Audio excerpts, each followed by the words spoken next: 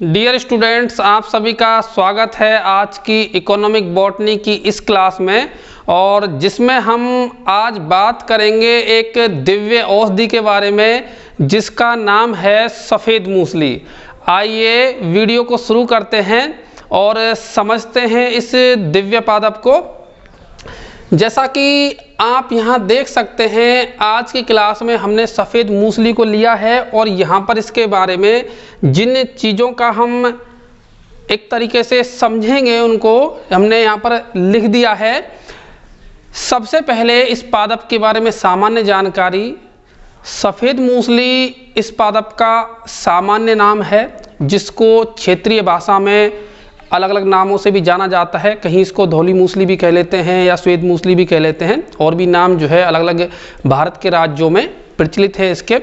और इस पादप को अगर हम ये कहें कि ये जो है शिलाजीत का दूसरा विकल्प है या दूसरा शिलाजीत है, तो इसमें कोई अतिशयोक्ति नहीं होगी, क्योंकि यह पादप बहुत ही ज़्यादा गुणकारी है और इसके बहुत ही ज़्यादा उपयोग है। सबसे पहले हम शुरुआत कर रहे हैं इसके बॉटनिकल नेम से, और बॉटनिकल नेम आपके सामने बिल्कुल लिखा हुआ है जिसका नाम है क्लोरोफाइटम बोरीविलियनम। क्लोरोफाइटम बोरीविलियनम जो है इसका वानस्पतिक नाम है, और यह पादप जो है वो आता है लिलिएसी कुल के अंदर। लिलिएसी कुल में इस पादप को सम्मिलित किया गया है, अर्थात हम कह सकते हैं कि ये एक बीजपत्री पादप है जो कि बहुत ज़्यादा खैर बड़ा नहीं होता है, छोटा ही पादप होता है।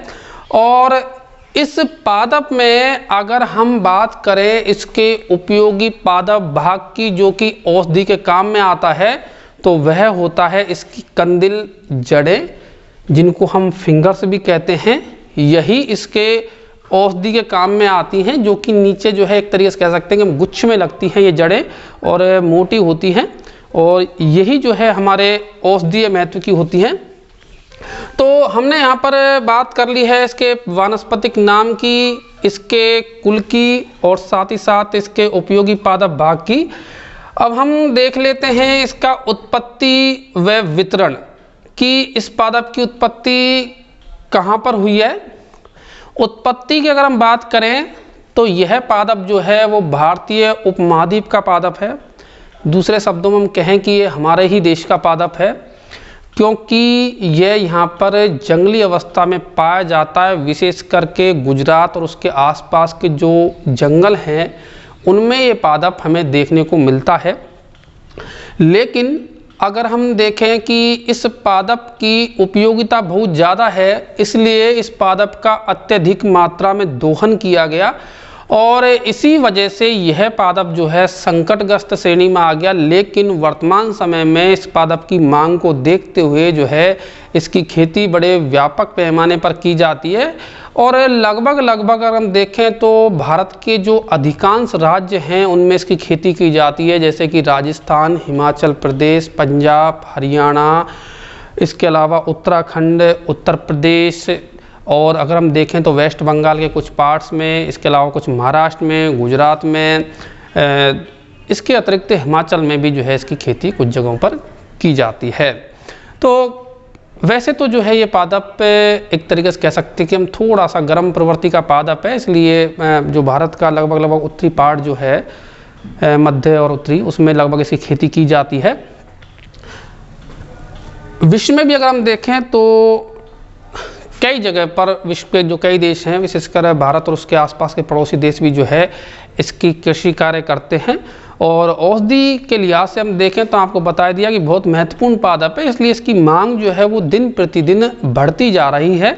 और वर्तमान संदर्भ में हम देखें तो लगभग इसका जो कहें कि उत्पादन से 5 से 6 गुना ज़्यादा इसकी मांग है, और इसी वजह से ये पादप जो है एक तरीके से कह सकते हैं कि हम संकटग्रस्त हो गया था।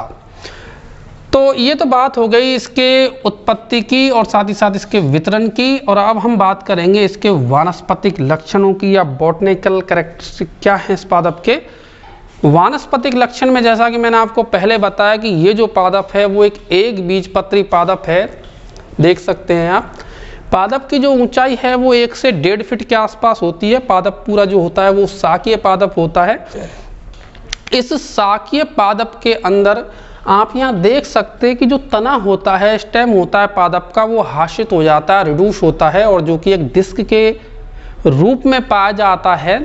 और इस डिस्क से जो है वो पत्तियां निकलती हैं और पत्तियां जो है वही टिपिकल जो मोनोकोटिलीडन लीफ है उसके जैसी ही होती है। एक बीजपत्री जो पत्तियां होती हैं जहाँ पर समांतर श्रविन्यास होगा, साथ ही साथ ये पत्तियां जो होती हैं वो भालाकार लैंसियोलेट होती हैं और पत्तियों की जो लंबाई होती है वो लगभग अगर हम देखें तो 10 से 12 इंच या उससे थोड़ी सी अधिक होती है।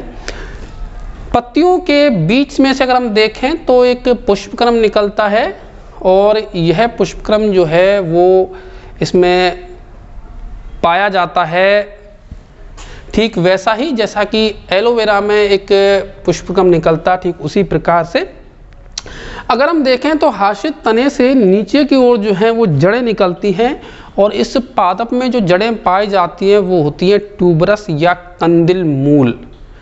कंदिल मूल पाई जाती हैं जो फूल करके मोटी हो जाती हैं। इनको हम फिंगर्स भी कहते हैं क्योंकि इनकी जो एक तरीके से कर सकते हैं कि हम आउटर मॉर्फोलॉजी अगर हम देखें बाह्य संरचना हमें दिखाई देती है हमारी उंगलियों की भांति, इसीलिए इसको जो है हम इनको फिंगर्स भी कहते हैं। कंदिल मूल जो है यही पादप का उपयोगी भाग होती है। यहाँ आप देख सकते हैं कि ये जो है इसकी कंदिल मूल हमें दिखाई दे रही हैं, जिनको हम फिंगर्स भी कह रहे हैं। ये हाशित तना है, तना काफ़ी हाशित हो जाता है और पादप जो है शाकीय होता है। और इस तरीके से जो है आप देख सकते हैं कि एक ऊर्ध्व स्थिति में इसमें से पुष्पक्रम निकलता है। पुष्पक्रम जो होता है वो इसमें जैसा कि आपको बताया कि असीमाक्षी प्रकार का पुष्पक्रम होता है और साथ ही साथ जो पत्तियां हैं वो मूलज हैं क्योंकि तना जो है बहुत ही हाशित होता है इसमें। अब इन वानस्पतिक लक्षण को हमने जान लिया है इस पादप के को। वानस्पतिक लक्षण के बाद में अब हम बात करेंगे पादप के प्रवर्धन की। प्रवर्धन इसका करने के लिए इस्तेमाल में ली जाती है इसकी कंदिल मूल या फिंगर्स।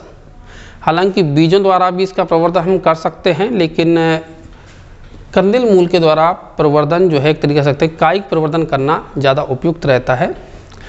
प्रवर्धन करने के लिए सबसे पहले जो है खेत को तैयार कर दिया जाता है, जिसमें उपयुक्त मात्रा में कह सकते हैं कि उर्वरक जो है वो डाल दिए जाते हैं और इन सभी उर्वरकों की निश्चित मात्रा डालने के बाद खेत में जो है वो गहरे से जुताई कर दी जाती है, जिससे कि मिट्टी जो है भुरभुरी हो जाती है।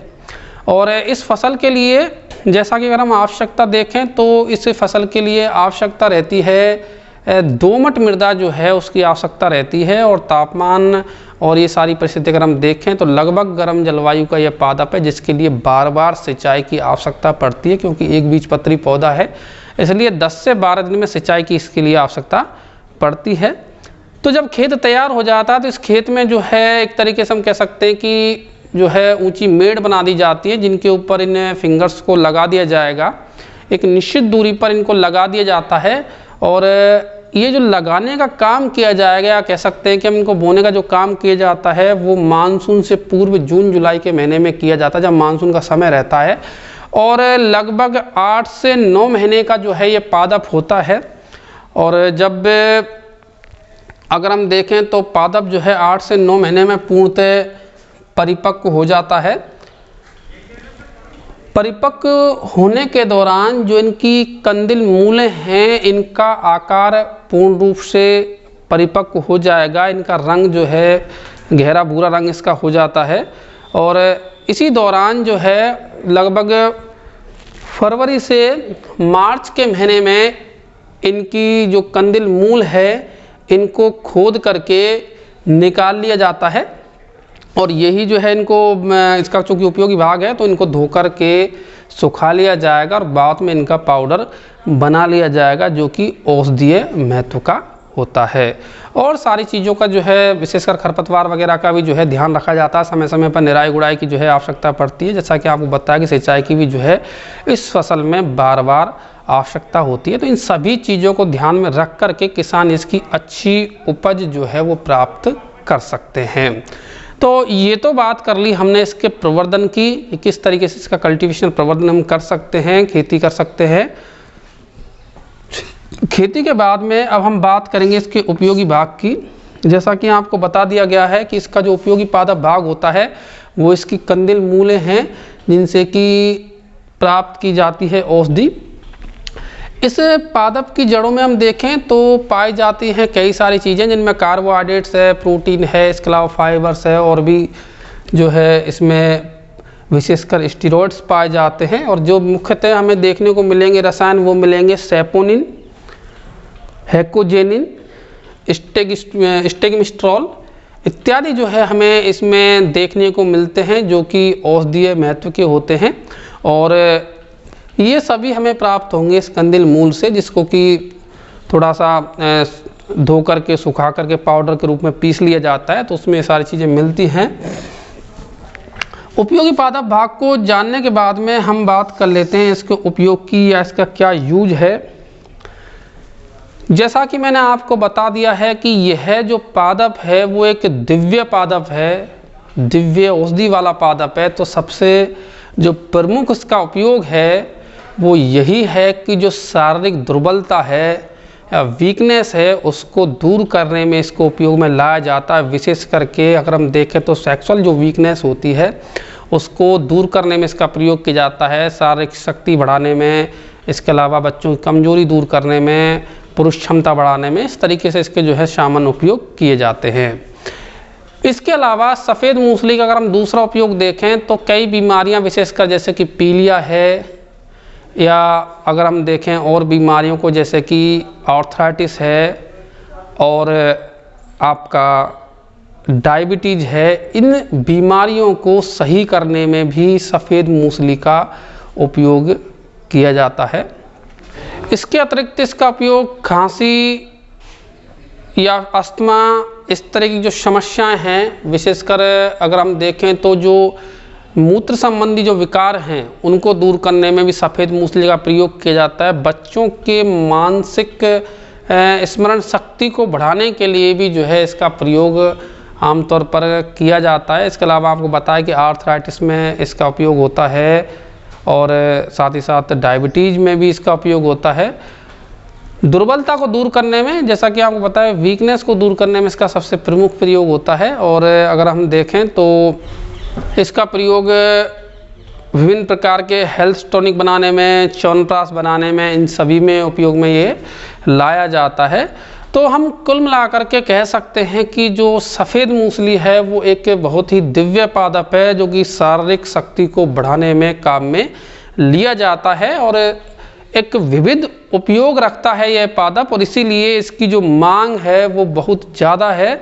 और आयुर्वेद और यूनानी अगर हम औषधियों की बात करें तो उसमें इसकी डिमांड जो है बहुत ज़्यादा रहती है, क्योंकि आपने मार्केट में भी देखा होगा कि इसका जो पाउडर है, सफ़ेद मूसली पाउडर, वो विभिन्न प्रकार के ब्रांड्स के माध्यम से बिकता है।